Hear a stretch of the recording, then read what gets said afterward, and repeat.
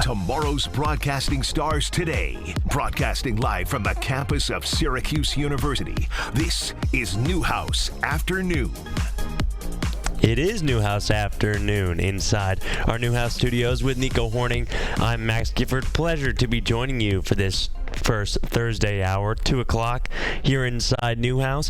Kind of a decently gloomy day, but hey, Nico, it's February. It's February, and I think the sun came out yesterday for a minute. But I was going to say, I haven't seen the sun in probably a week about now, which is not normal for me being from California. Will the groundhog see his shadow tomorrow? Ooh, Begin spring is that tomorrow? early? That is tomorrow. Groundhog Day is tomorrow. Ooh, that's our first prediction on this show, isn't it? Yeah. I think spring's coming early this year. I don't know. So what does that mean? That means he sees a shadow? I think. Something like that. Well, we should probably know. Whatever it is, I'm conflicting with you early. I'm going to say we got 6 more weeks of winter. Okay. I don't see anything changing anytime soon. I feel like it's usually like that, so I'm changing the spectrum now. Oh, that's funny. That's funny. You know, that's one of the first things we learn in like elementary school, and here we are. We don't even know what Groundhog Day is. I was going to say some things just kind of end up going to the back of the long-term memory, and you don't end up recalling them nowadays. No, not at all. But on the topic of change, so you think we might see a change in season. Me, not so much, but we saw a change on Tuesday, especially with Syracuse men's basketball, because 12 straight games they had beaten Boston College, or was it 11? It's either 11 or 12 straight they had beaten Boston College, and then they fall on Tuesday, and honestly, in a game, it ended up being a 5-point loss, but my goodness, it shouldn't have been a 5-point loss in the first place. No, the score did not describe the game at all. I mean, Syracuse made it very close at the end, and a lot closer than the game should have been, considering how well I thought Boston College was playing. And you know, a lot of people, of course, Syracuse did not play well, you know, for the most part, but give some credit to Boston College, especially their three-point shooting. I don't think we can overlook that. So, you know, if you ask me what went wrong in this game, for me, it's that run at the end of the first half that absolutely destroyed Syracuse the rest of the way. Well, it's the run at the first half and then bled into the second half, true. But still, it all started in the first half. I mean, a 14-0 run to end the first frame was not ideal for the Orange, and that bled into the second half, like you were saying. I think they started out on a 7-0 run or something like that in the second half. And Syracuse, give them credit, they climbed back in somehow, but boy, that run was not good. And it felt like a first half where, you know, Judah Mintz and J.J. Starling were playing fine. I thought the backcourt was playing decently out of the first few minutes there, which, by the way, Syracuse didn't score for like 4 minutes. Well, that's what I was going to say is we talked. You can talk all about the inconsistency towards the end of the half and the inconsistency at the beginning of the half. That describes this team in one word. No, easily. Like inconsistent. This team has been inconsistent most of the season, and that's what faults this team right now, and you can look at different aspects to that. But sorry to cut you off. No, not at all. But so when you talk about that first half, you go the first 4 minutes and 20 seconds without scoring. I mean, you're lucky that you're not in the JMA Wireless Dome where everyone's standing up and clapping the entire time. I felt like when I was watching that game, I was standing up waiting for them to get that first bucket. But for the fact that you get it around the 15-minute mark, I mean, that's not going to cut it going against some better ACC teams, especially going forward. Boston College is by no means, you know, a world beater, so you shouldn't have to worry about getting early buckets against that team and then falling a 14-0 run, that snowballing into a 21-0 run into the second half. Just stuff like that can't happen. No, not at all. This is a game that Syracuse needed to win to have a chance in March, I thought. And now, if you look at the schedule, this is one of those games where you lose, and now you got to try and steal one or two later in the season against the North Carolina. Well, I guess that's next Tuesday, but against the North Carolina, you know, those type of level teams. So this was not a good game at all for Syracuse. And another thing I want to point to is the free throws, because this team has not been good at all from the charity stripe in the last few games.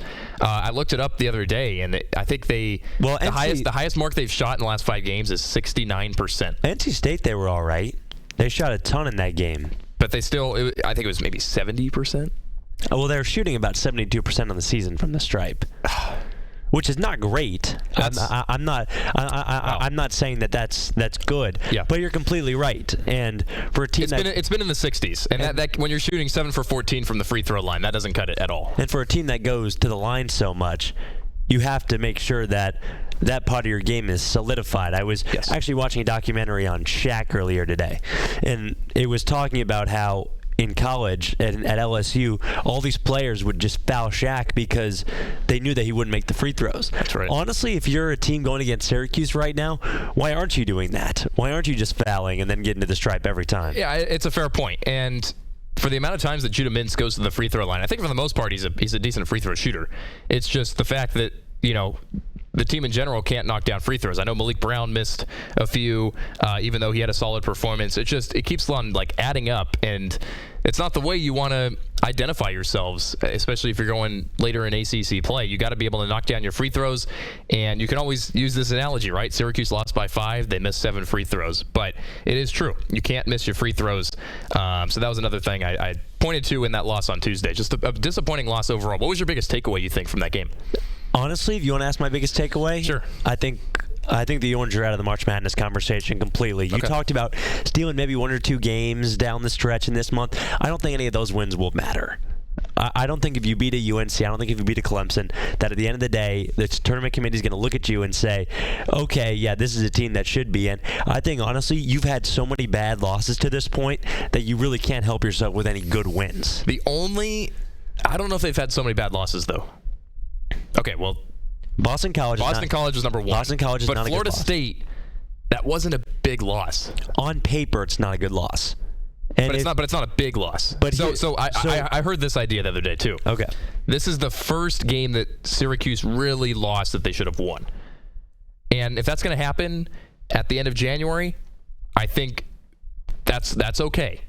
But you can't have any of those going forward, and on top of that, you do have to steal another game or 2. So right now, I don't think this team is going to March Madness, but it still remains true. If they somehow manage to sneak some games away from these other really, really good teams, there is still a possibility.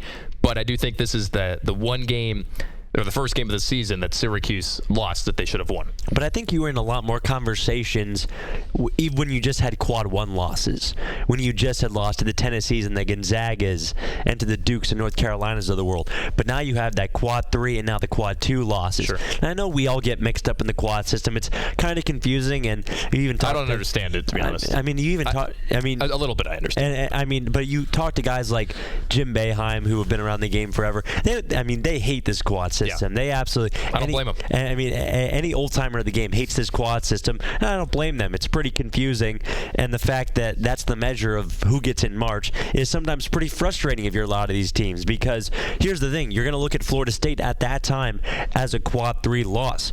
They shouldn't be a quad 3 loss, but because of their record, that's how it's going to show up eventually come your resume time. But Florida State has undoubtedly, besides North Carolina, been the hottest team in the ACC. But that's not going to show that's not going to show on the resume come March. So now you have that quad 3 and quad 2 losses, which to a point you know. Are we gonna get to quad 6 at some point? Quad 8? You might. This system, I'm telling you, I get it. I understand for the most part what they're trying to do with it. But again, just all the analytics nowadays. We had this talk a few months ago when we talked about baseball and Dusty Baker and everything. But there's a good side of it, and then there's a side of it where it's like, okay, let's get a little more of a feel for the game on some certain aspects. But all in all, quads aside, I think that this was the first loss of the year for Syracuse that they should have won. So I'm going to leave it at that. I do want to ask you, though, Chris Bell. The guy's been inconsistent. Well, and you talked about the team being, the epitome of inconsistency.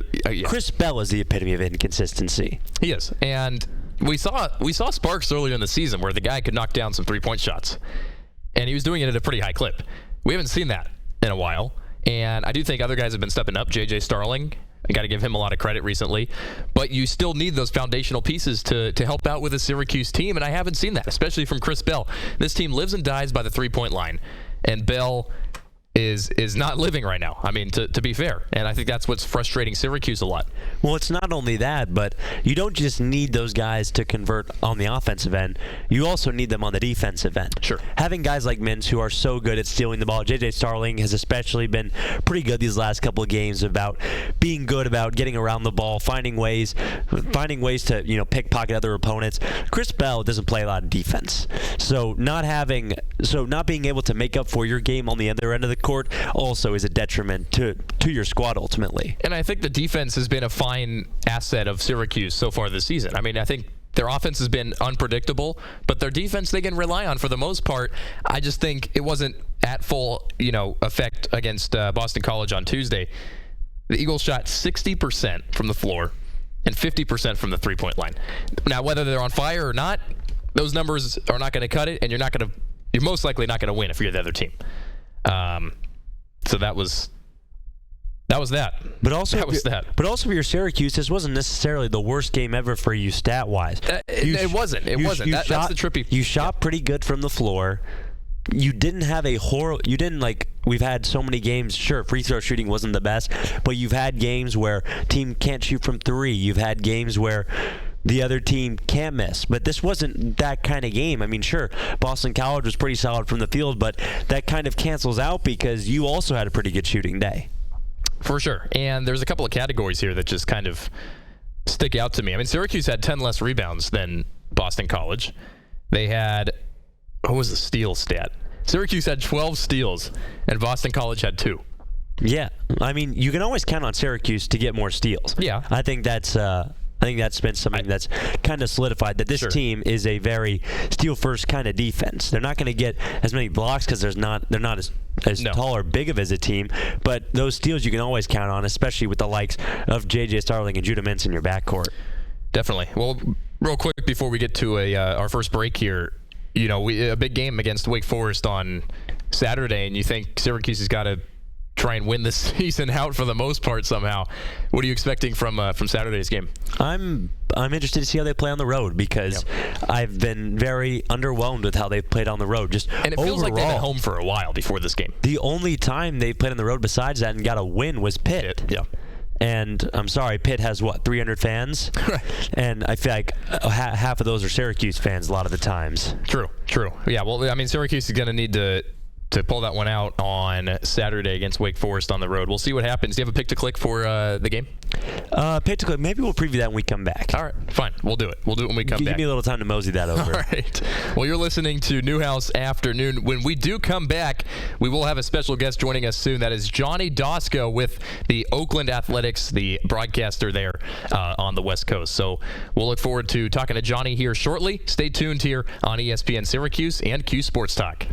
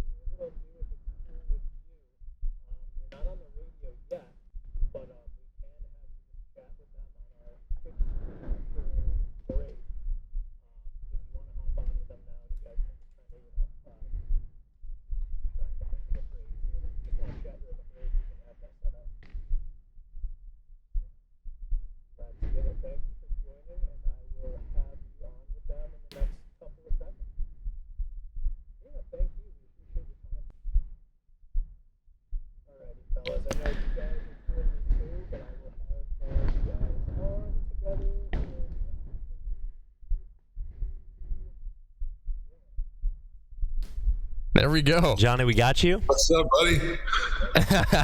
How are you? Good, man. This is legit, man. You got a producer and everything. That's pretty cool. I know, right? No, thank you. Yeah, Jordan's been awesome. So, happy to have you on. Thanks for taking the time. This will be a blast. Absolutely. Glad to be with you guys, man. Yeah, definitely. So we'll people are just watching us right now on the video, and then we'll be on the radio here in a couple of minutes when we come back from the break. We'll go ahead and introduce you, and then we'll pretty much just get into your minor league baseball journey right away and go from there. So sounds good. Thanks, bro. Appreciate it. Yeah. How the last few weeks been since we caught up there in Sac? It's been good. Yeah, I just did a little beach volleyball tournament with my kid. Kind of, I think. Oh, nice. There we go. Last time I'm going to see her until she goes to college because we got spring training coming up. So so that was good, and just kind of getting ready to head down there in a couple weeks. Arizona. Oh, that's right around the corner. That's awesome. I know. I was gonna say we talked about the calendar flipping to February. I was like, how excited are you that baseball is played this month, Johnny? Oh, it's the best. It's the best time of year. I love spring training. So much fun. Amen. Yeah. So fun. Great spot. I mean, especially, I haven't been over the Florida ballparks yet, but as far as Arizona goes, everything's just right there for the most part, besides maybe Surprise, and it's just, it's so fun. The environment's just a blast. Awesome. It's awesome. We can get into it too, because you can, if you're a fan, you can see the minor league complex, see the real young kids, so it's they're coming up. So it's kind of cool. Definitely. Yeah. Any golfing lately? I know it's raining there right now, I think.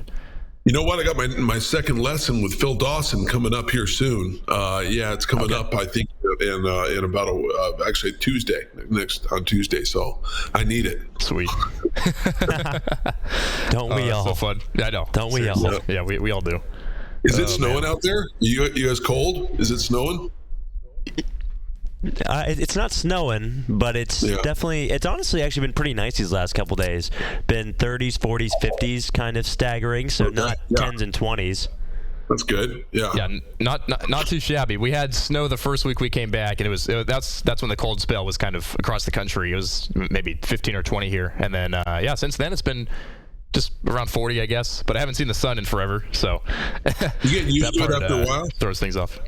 Yeah, I'd say so. I mean, we're also inside most of the time, I feel like, just doing our work and everything, so it's not like we're golfing or anything, but go days on end without seeing daylight. Yeah. Okay, thanks, Jordan. I don't know. Awesome. All right, we got about 45 seconds to go, Johnny. All right. Yeah, Mark Finan blew it, man. He said it was the storm of the century here coming up, and we got nothing. We got crickets. They said don't drive anywhere. It's crazy, and crickets, nothing. It's beautiful. Oh my gosh, it's unbelievable. Oh, that's funny. I love Mark too. These darn weather people. Oh my goodness. You know, right? You could be consistently wrong, keep your job. It's the best, right? It's the greatest. Nice guys. Yep. Watch your favorite ESPN Syracuse sports talk shows on QSportsTalk.com. Tomorrow's broadcasting stars today. Broadcasting live from the campus of Syracuse University. This is Newhouse Afternoon.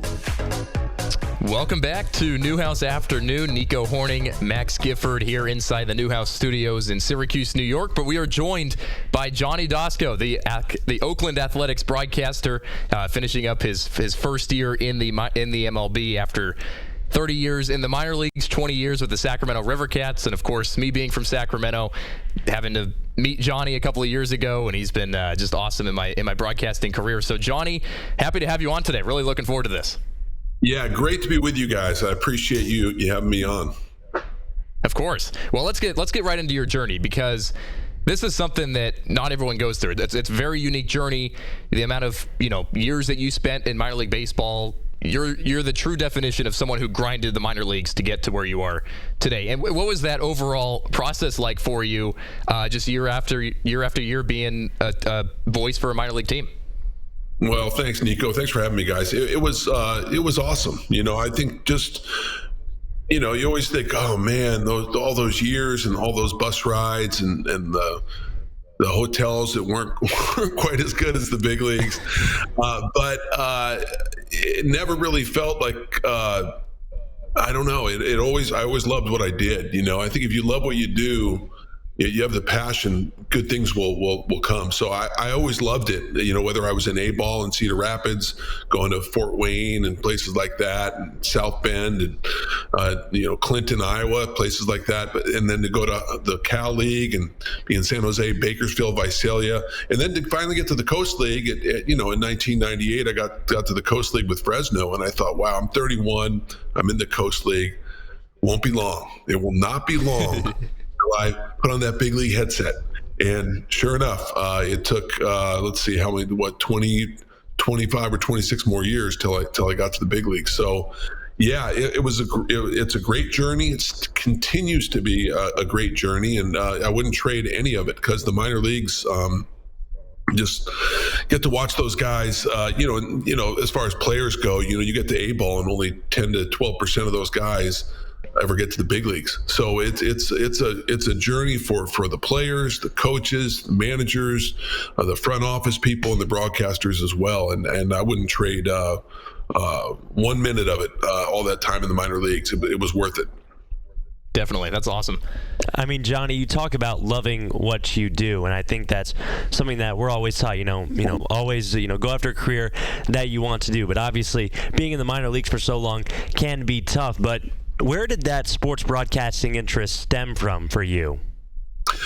Yeah, great question. I think it stemmed, when I was young, I grew up in L.A., so I grew up listening to Vin Scully and Chick Hearn and Bob Miller. I call them the big three, and all three were legends. And so, every season, I had the opportunity, basketball and hockey were pretty much the same season, but to get the chance to listen to Vinny on the summer nights and go to sleep listening to Chick Hearn calling basketball, those were kind of my influences growing up. And, when my brother is 5 years older, was into listening to sports on the radio, so I started listening at 3 and 4 years old, and I got to 5 and 6, and I started with a pencil interviewing family and friends around the kitchen. You're a kid, and I was into it, and so for me, I think those influences and getting into sports at a young age. You walk into our house, growing up, and first thing you see is my dad had a bookcase full of baseball books. So my dad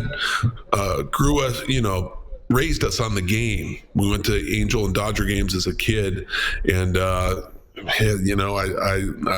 are really fond memories. The early '70s, mid '70s, going to baseball games with my family, and that's kind of where it all started with Vin Scully and Chick Hearn. That's awesome. I mean, I remember you telling me about Vin and what he meant to you just growing up as a aspiring broadcaster, and then now finally obviously doing it for several years now. What was the biggest change, you think, from being in minor league ball, or something you picked up over the years from the grind, or your certain style that you took to the major leagues? I think just kind of letting the broadcast breathe a little bit. I think my first year, I remember the first couple of years in the minor leagues, I was kind of talking mile a minute, trying to get all this information in instead of kind of, baseball has a nice pace to it. I think Vinny was so great in letting using silence as the great ones are. John Miller, Ken Korak, all these guys, they use silence so well. They're able to the pacing of it, and there's a pace to baseball that's, you're listening in your garage, you're listening in your car, and you kind of, I think I learned to use the crowd and use silence a little bit more as I got later on, kind of doing it more and more. But the first couple of years, I remember the minor leagues, I was definitely not using silence. I was mile a minute trying to get all the information down, just kind of wearing out the audience. And I just think in time, you just learn that pacing is so important. And I was able to remember how Vinny did it, and he was the best at that. He was just, his pacing was just absolute perfection. And if I remember right, it was that Kirk Gibson home run where he laid out for a minute or minute and a half. I think that was Vinny, right? Yeah, it was. He did. That was 1988. Exactly. I think that was the World Series. Yeah. Nico, it's funny because when I got the Fresno job, the tape I sent in was a Stanton Cameron home run in 1997, and I let the crowd go for about over a minute, and that got me in the conversation of broadcasting for Fresno, because the late John Carberry, R.I.P., he said, "Wow, I love the way you use silence in that call. I love the way you use the crowd." So that it definitely paid off for me and helped me get that Fresno job in '98. That's awesome. Johnny, you've talked about you just mentioned Fresno. You got to call in Sacramento, and you're now calling for the Oakland A's. It's Nico Horning and Max Gifford here on Newhouse Afternoon, here with the Oakland Athletics play-by-play broadcaster, Johnny Doskow. Within those years that you were in the minor leagues, I'm sure it's got to be challenging, going through that grind like Nico talked about a couple times, but also just, questioning yourself, is this style what I should keep doing? Should I change something? What was the most challenging part of that journey for you? Max, I think it was just, I think I got to a point. I think I got a little in the early 2000s, and I wasn't getting there. In kind of the mid 2000s, I was getting a little frustrated, and I was like, "Is this even going to happen?" I think just kind of going through it, thinking, it may not happen. I think once I got to a point where I had peace of mind with it not happening, once I got to like 2010, 11, I got there in 12. But even after 2012, when I did those 34 games filling in for Korak who had the knee replacement, when I got to 16, 17, I got to 50, I was like, you know what? It's not going to happen. I told my wife, it's not going to happen. And that's okay. Once I kind of had peace of mind with that, it started to, it's funny. Things started to happen for me a little bit more. The rejection letters were more personal. They weren't just like state of the art rejection letters. They were kind of calling me by name and saying, "Hey, we like this." And so I think once I had peace with that, things started happening. But there were times in the minor leagues, I think, where I was frustrated before, when I was like, why is this not happening? I feel like I'm putting out pretty good work. Why am I not getting a look? And I'm sure a lot of guys in the minor leagues think that too. There are a lot of guys in the minor leagues that could be in the big leagues right now. Let's be honest about it. So yeah, I think there were times, Max, throughout my career where I was, especially early on, where I was frustrated that wasn't happening sooner for me as far as that jump. Even you get to AAA and you think, wow, I'm really close. And a lot of, you're in AAA for a long time and it's just not happening. So those situations, but I never really felt, being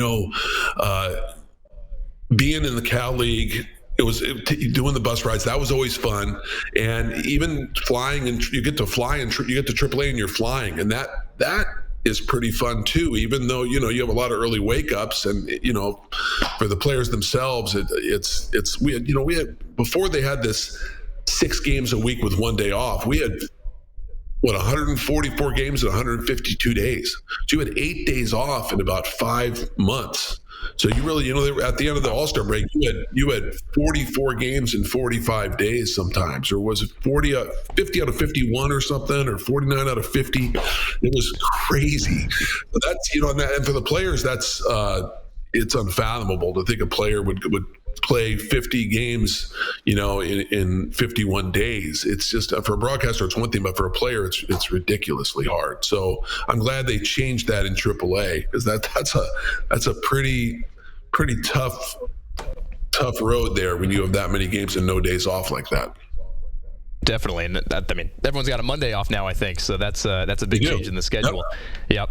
All right, Nico Horning, Max Gifford here on Newhouse Afternoon. We're going to take a break. When we come back, we will get into Johnny's first year in the MLB and all the changes that occurred with that from the minor leagues. You're listening to Newhouse Afternoon on ESPN Syracuse and Q Sports Talk.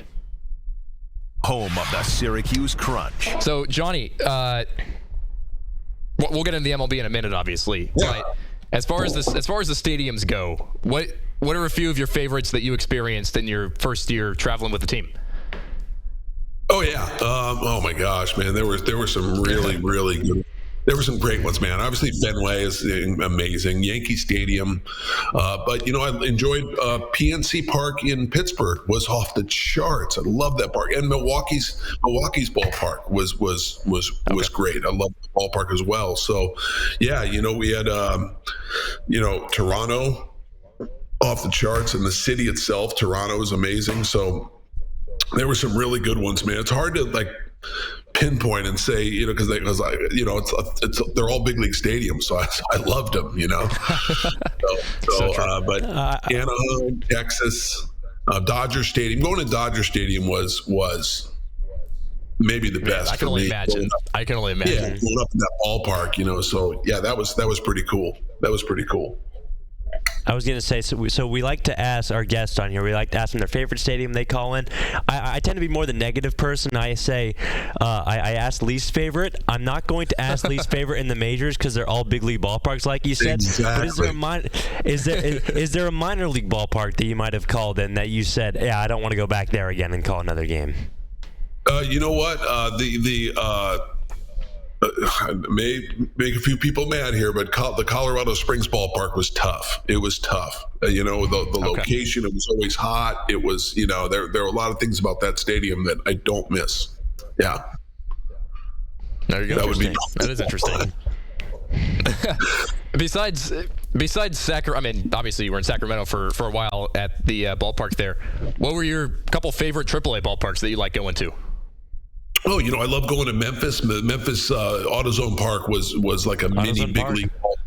Love that one. That's a good one. The ballpark in Round Rock, Del Diamond, was off the charts, and the ballpark in El Paso. Just that is the nooks and crannies of that ballpark. That really feels like a mini major league ballpark, and the fans go crazy. They love their baseball in El Paso. So that was always a thrill as well. That's awesome. Have you said you've been to Memphis? I have been to Memphis. Okay. Good ballpark. Isn't that great? Yeah. Mm-hmm. Yeah, cool. That's awesome. Pretty cool. Yeah, it's a really cool ballpark.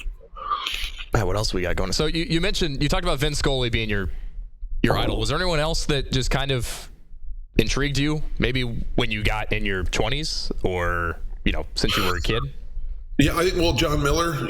John Miller and Ken Korak were guys that I listened to. In the Bay Area. As I got to the Bay Area pretty early. 1998, and obviously, love Groot and Kipe were I listened to them, and but yeah, it's funny.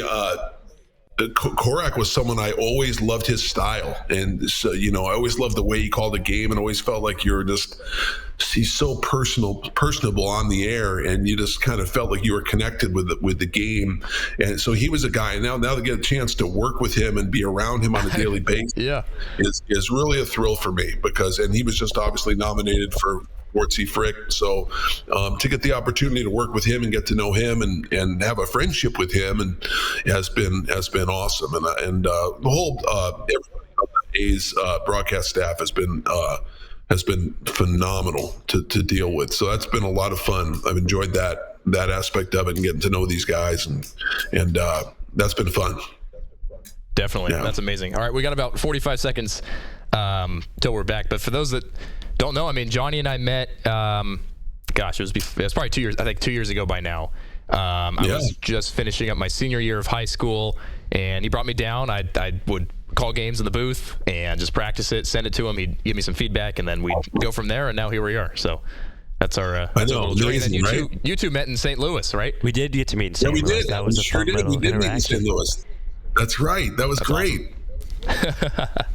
That's a all right, we'll small be back world. in a few seconds. Yeah. I know, right? You want me to leave it out? 7.7 and 100.1. Watch live on QSportsTalk.com. Tomorrow's broadcasting stars today. Broadcasting live from the campus of Syracuse University. This is Newhouse Afternoon. Rolling along on this first hour of Newhouse Afternoon with Nico Horning. I'm Max Gifford, and joined by the Oakland Athletics play-by-play broadcaster, Johnny Doskow. This hour of Newhouse Afternoon is powered by Drivers Village. Cicero, go to dvoffers.com for more info. Johnny, we talked about some of your favorite stadiums, maybe some of your not-so-favorite stadiums during the break, but you just got through your first season as a Major League broadcaster, and I just want to kind of start from the beginning. What was that news like when you finally got that call, that call to the pen that you were coming up to the big leagues? It was funny when I got the actual call that said I was definitely getting the job. I was out to lunch with about 6 people, and one of them, Mav, who I worked with, I was particularly close with, and he knew something was going on. He did, but I couldn't say anything about it. So we had lunch, and I got the call, and I went outside, and I was trying to hold back the tears, and I'm walking. He knew something was going on, but I just wouldn't spill it. I wouldn't spill it. So I got in the car, and then I finally was able to kind of gather myself in the car, and then when I dropped everybody off at the River Cats ballpark, I kind of had some time by myself, and then I called my wife, and it was pretty good feeling, man. It was amazing. Just think about all the ballparks, all the minor league ballparks, the minor league hotels, the bus rides, and everything. You think about that when it happens, and you think, wow, all that emotion comes out. It was something I'll never forget when I got that call. Much like when a player finds out, it's just, you're overwhelmed. You're kind of just in shock almost. But I mean, even though I felt like I had a chance, I knew it was a good possibility it was coming. To get that call and finally get the word that it's confirmed, Max, that was amazing. It was something I'll never forget. That's awesome. I can only imagine. So you get the call, you get adjusted, spring training, you're rolling along with the A's for March, April, the season goes on and on. What was the biggest challenge for you personally, you think, just throughout the season, or something that you picked up on that you didn't have in the minor leagues? I mean, just your first year being in the MLB. Well, for me, Nico, it was working with a partner, because remember, I was in Sacramento and I was solo pretty much. I did a handful of TV games with Saxey and with Bill Lasky and with JT Snow. But I never really had a partner. Brock Stassi did some games with me on the radio, just a few. But for the most part, it was 144 games and playoffs by myself. So to work with a partner, whether it be radio or TV, was something new for me. I hadn't done that. So that takes time to not only learn how to work with a partner after not working with a partner for so long, but also the chemistry of whoever that partner is. That has to come organically. That can't be forced. So that was probably the biggest adjustment. But actually, it didn't take all that long. You get to know the guys. I think what helps is you're traveling with people. So you get to know them a little bit as people, and I think that helps in the broadcast, that friendship, and you get to kind of, share about your day and all that. So yeah, that was probably the biggest challenge for me, because I had never done that before. So to work with somebody and I love it. I love working with people now. It's just about you're by yourself in the minor leagues, and it's just you. You're the engineer, you're the broadcaster, you do the ads, you do everything. You have your computer up and everything. So, yeah. It's pretty awesome when you actually have somebody to work with now in the big leagues. But the minor leagues, they train you. The one thing about the minors, I wouldn't have traded one, as I said, no, I wouldn't have traded a minute of it, because it really helps that grind of doing all those games by yourself. And then it makes it easier when you finally do start to work with someone. Definitely. I was going to say, Johnny, you talked about how you had to do not only the full season, but you had to do the playoffs too as a minor league broadcaster. You didn't get the chance to do the playoffs this year, but you did get the chance to call a pretty cool event. You called the first perfect game in Major League Baseball in over a decade. What was that moment like, to call such a historical moment in the scheme of the whole picture of baseball? In your first year too, right? Yeah, Max, it was awesome, man. And look, I to get to broadcast a perfect game with someone that threw a perfect game, right? I got to broadcast with Dallas Brayton, who had thrown a perfect game. So to get his perspective while this thing was going on, we get to the 6th and the 7th and the 8th. And of course, it's the Yankees, so we're trying to jinx it. We're talking about as much as we can, but it wasn't to be. Normand throws that perfect game. We obviously were not, it's against the A's. We want somebody to break it up. But you get to the 9th and you sense the history and being a part of it. And it was really cool. It was really cool. And, Dallas had the chance to go down in the field. He got a chance to talk to Herman. He got a chance to share with that in that very exclusive club. Guys that have thrown perfect games. It's pretty neat that he got the opportunity to experience it. So yeah, I will never forget that. June 28th this year.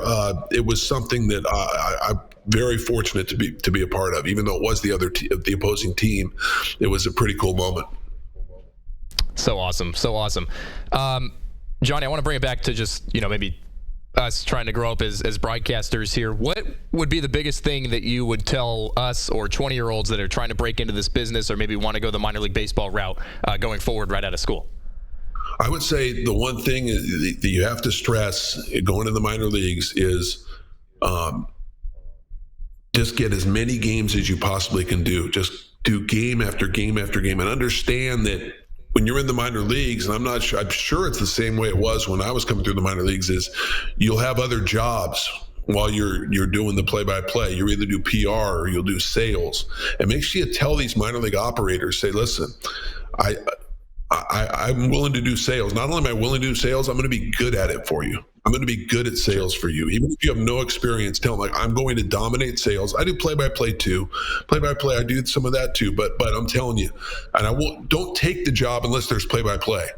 But stress your sales ability, because I'm telling you, people that just go in, I want to be the play-by-play guy, they're getting hundreds of tapes, play-by-play guy or girl, say, I basically, you're going to get a ton. They're going to get a ton of tapes. What separates you? The sales part of it does. So I would stress, if you're going to the minor leagues, I'm willing to do PR, I'm willing to do sales, I want to do your play-by-play, and that's kind of how you get in. Then kind of work your way up. You keep doing games. You send tapes out when you're in A-ball, send tapes to AA and AAA, even the big leagues, and then work your way up from there.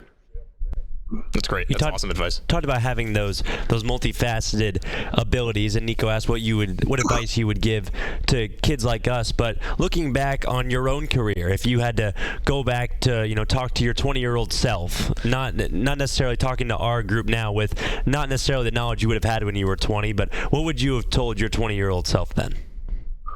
I would have said, don't get frustrated over not moving up. Don't get frustrated over that stuff. Just take your time, be patient, believe in yourself, believe in your talent, believe that you're going to get there at some point. I think my young self, I was really impatient. I remember I sent Ernie Johnson, it might have been Ernie Johnson Sr. I sent him a note and said, I'd like to broadcast. I was 21 or 22. I said, I'd like to broadcast for the Braves. I want to be the Braves broadcaster. He said, I think you might want to go the minor league route first. I don't think you're going to land a job in the big leagues. He was very kind on a note back to me, which was really nice. He sent a note back. It was I'm like, what was I thinking back then? Thinking, you know what, I'm just going to send in, I'll just broadcast the games for the Braves when I'm 20, 21, 22 years old. What could go wrong? And like, no, bro, you got to go through the minor leagues a little bit. Come on. So I think I was kind of an idiot. I'm still an idiot, but I think I was really an idiot then, just thinking like, wow, all I have to do is send something to them. I'm good enough. I can broadcast big league baseball. With the truth of the matter, I wasn't even close at that point. You got to work your way up and go through the minor leagues. So that's probably what I would have told him, Max. Just be patient. Be patient, but be aggressive. And I honestly, I wish I would have been more aggressive. I honestly, I think when I sent that thing to Ernie, but after that, I didn't send stuff out that much. I really wasn't aggressive enough. I mean, you get to a point where you get too aggressive and they're like, oh, this guy again, but I do think you do have to be, build your contacts and be aggressive, but build your contacts organically. I never really forced a contact. I always organic with my contacts. Make genuine friendships, right? And then from there, it just it snowballs, and then you get an opportunity most of the time. So that's how I would suggest.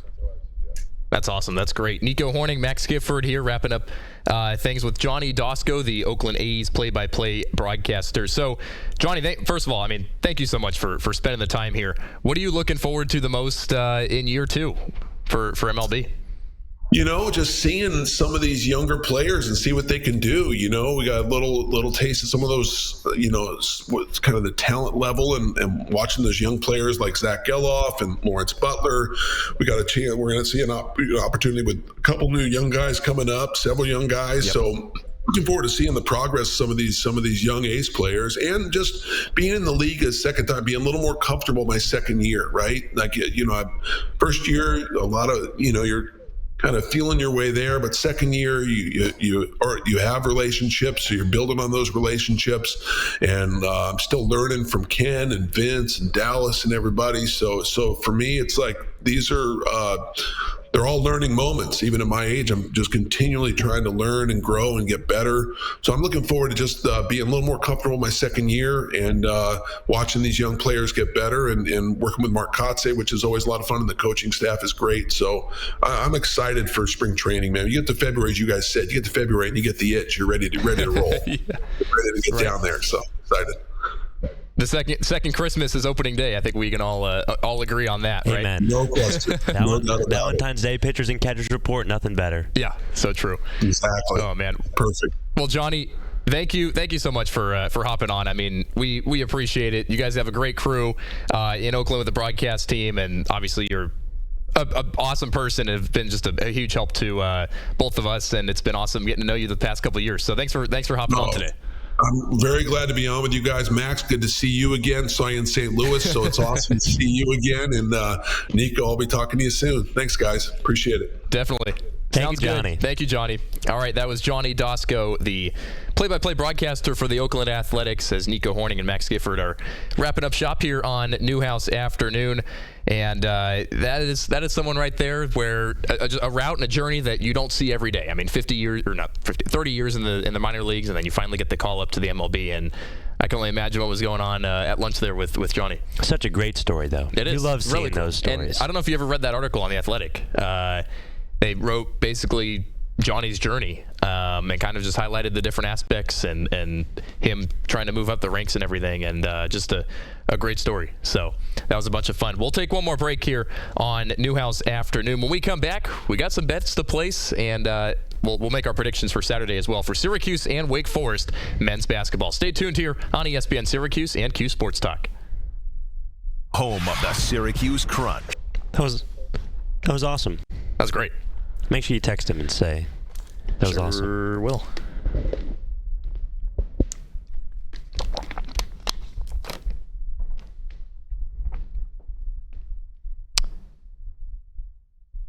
Yeah, that was awesome. It is crazy though. I mean, it's February and baseball's right around the corner. I think the first spring training game is like February 24th. It's soon. Man. Just moving quick. It's a good It felt day. like yesterday we were watching the World Series together. Mm-hmm. February 22nd, Dodgers and Padres, the first spring training game of the season. Wow. Just 3 Thursdays? 3 weeks? Something like that. Man. And you said Valentine's Day is pitchers and catchers? Valentine's Day should be pitchers and catchers. Okay. Wow. Season's coming. Well, if you're tuned in here on Q Sports Talk and you want to comment any questions about Syracuse men's basketball or spring training, we'd love to field them for you.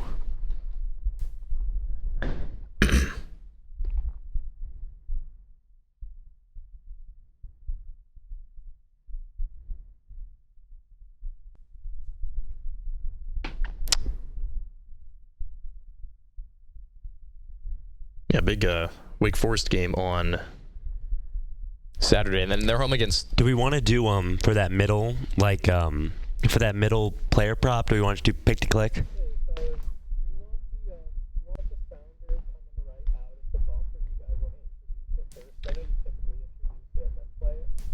We can do it. We can do it right out of the block.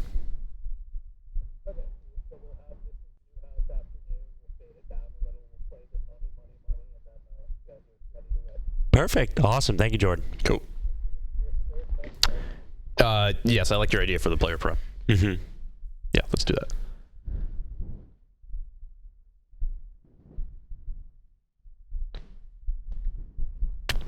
We'll have Super Bowl bets next week. I was gonna say that's gonna be a fun weekend. Yeah, it will be.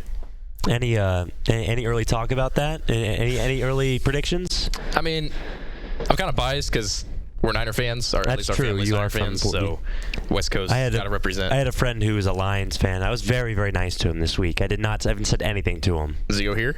No, he doesn't go here. I know a couple Lions fans. He's from Michigan. Okay. And I was definitely really nice. I thought about being that guy and you can't be that guy. For the Lions are the kings of football. Sacramento Kings of football. I thought about being that guy during the game, being like, hey, maybe you guys shouldn't let the 49ers score again. An insane game, and the fact that honestly, like, as much as because I said it's crazy that everyone has been hating on Patrick Mahomes on the road, even though I'm not the biggest Mahomes fan. I just think that I think he's really good. He's, that whole Chiefs team. But I think for everyone to say that Purdy is a system quarterback, and after watching that game, I don't think you can say that. So, what are you saying about Purdy? Everyone coming in this game says Purdy is a system quarterback, and he can't play outside the system. I see. That's exactly he did not play in the system during that game. No. And everyone's been ripping on Purdy all year. The guy's he's been their guy. I mean, he's fit the team well. What more could you want? Yeah, he's not going to be Mahomes, but yeah. I mean, speaking of the Chiefs, they're a team you can just never look past, never put away. They just continue to amaze me every week. I mean, it's crazy. I thought if anyone could beat them, it'd be Baltimore. Yeah. But nope. They're crazy.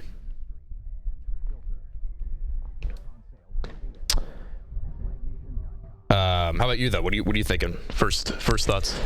I don't know, because I'm in a bed with my grandfather right now, and it's my choice. So unfortunately, we talked about this last year. Last year was the first time I've gotten the Super Bowl right in 10 years. At SellToDV.com. I did say the Chiefs were going to win last year. Watch your favorite ESPN Syracuse sports talk shows on QSportsTalk.com.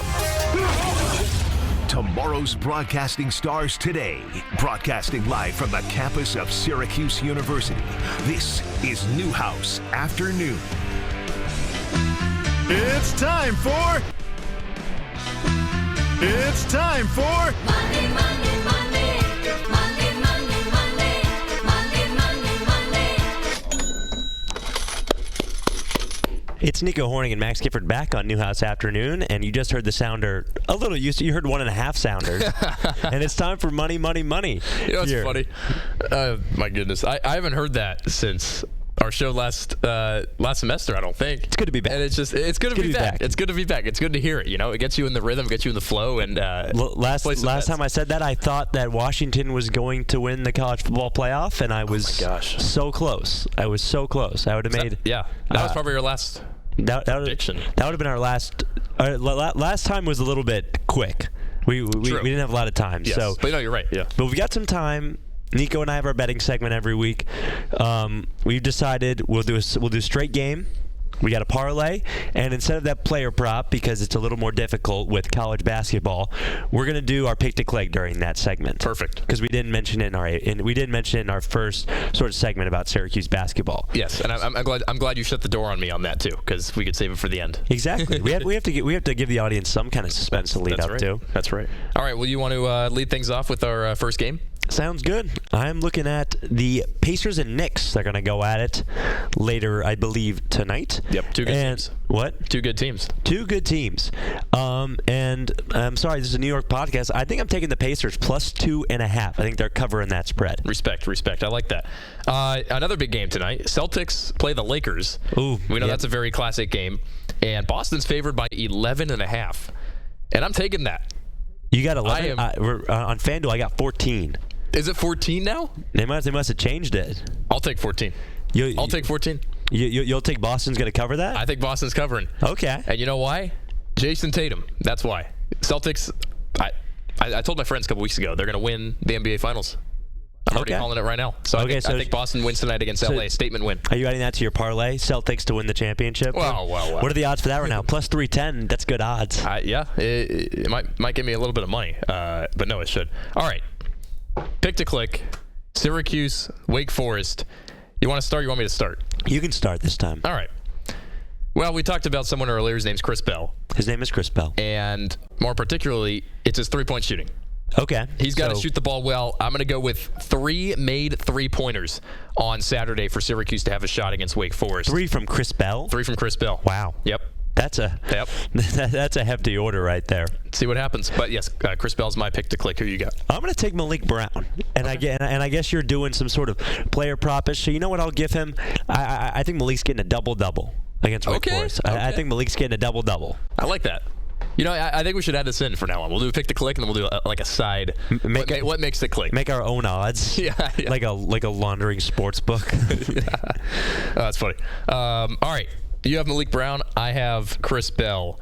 And now we'll get into our parlay. You can start this one off since I did the pick to click. So who you got? Okay, so mine's a little interesting this week. Here we go. Because, unfortunately, there's no NHL happening right now. Correct. But there is the NHL All-Star Game happening this weekend. Is that this weekend already? That is this weekend. Right. Jeez. And that's in Toronto, right? And unfortunately, they only let you place bets on 2 of the competitions. So it's going to be a 2-leg parlay, but it's still going to be a pretty hefty one. It's going to be, I'm betting Connor McDavid to win the fastest skater challenge. Ooh. And give me Leon Draisaitl to win the accuracy shooting contest. $1 gives me $13. So I like it. Pretty good odds. I mean, there's obviously a lot of good competition in this skills competition, but if you ask me, those 2 should easily take the cake. Who is Nathan McKinnon in the McKinnon is in skating? I think McKinnon is in both. Okay. If I'm that would be my pick. Wait, McKinnon is not in the fastest skater, but he is in the accuracy challenge. Okay, I'll take McKinnon. You'll take McKinnon? Yeah, that's in Toronto this weekend, right? That is in Toronto this week. Okay. Really bad All-Star jerseys. Some of the worst I've ever seen. I got to look them up. No, those are good picks. I like that. All right, well, I'm going to keep my parlay to the NBA. So I got Donovan Mitchell scoring 25 points tonight. The Cavs are playing the Grizzlies. And then Tyrese Halliburton over 10.5 assists against the Knicks. He does like to share the ball. And then Tatum will get over 8.5 rebounds against the Lakers. He's going to be really aggressive tonight. $1 only getting me $5 this time. I think that's my season low. But if you place some more money on it, true, you can get some more. True. But we are basing it off a $1 bet. So that is my parlay. You have yours. And that'll pretty much just about do it here on Newhouse Afternoon. We thank everyone for joining us here on this Thursday, and look forward to some more guests in the next couple of weeks here on Newhouse Afternoon. Syracuse and Wake Forest on Saturday. That'll be a tip-off on the road. We have Kieran and Nate coming up next on Newhouse Afternoon, so stay tuned for them as well. But thanks for joining us. We'll be back next Thursday. Nico Horning and Max Gifford on Newhouse Afternoon. You're listening to ESPN Syracuse and Q Sports Talk.